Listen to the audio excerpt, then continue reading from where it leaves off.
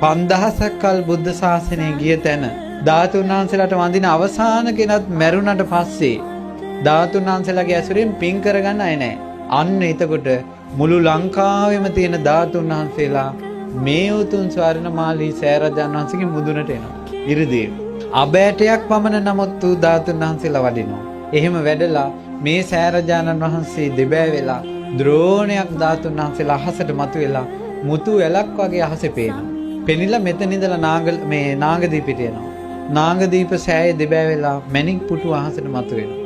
මතු වුණාට පස්සේ අර මැණික් පුටුවේ ලස්සනට ධාතුන් වහන්සේලා පිහිටලා මැණික් පුටුවත් එක්කම මේ ධාතුන් වහන්සේලා දඹදිව වජ්‍රාසනයේ බුද්ධ ගයාවට වඩිනවා. ඒ බුද්ධ ගයාවට වඩිනකොට හැම ලෝක ධාතුවකින්ම බුදුරජාණන් වහන්සේගේ කේශ ධාතුන් වහන්සේලා, ලෝම ධාතුන් වහන්සේලා, අස්ථි ධාතුන් වහන්සේලා, නඛ ධාතුන් වහන්සේලා සියලුම ධාතුන් වහන්සේලා වඩිනවා ඒ වෙලාවට.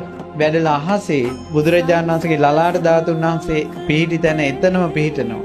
අකු ධාතුන් වහන්සේලා පිහිටනවා. ඒ තැන්වල හැම එකක්ම අබෑටයක් නමුත් ධාතුන් වහන්සේලා පිහිටනවා. පිහිටලා බුදු සිරුර මැවෙනවා.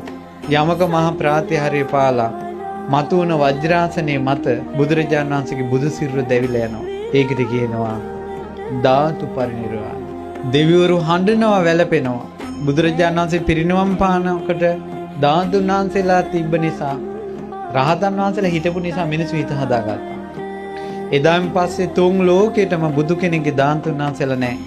හඬනවා, වැළපෙනවා, පෙරලෙනවා දෙවිවරු. මනුස්ස ලෝකෙ මිනිස්සු මේක දන්නේ නැහැ.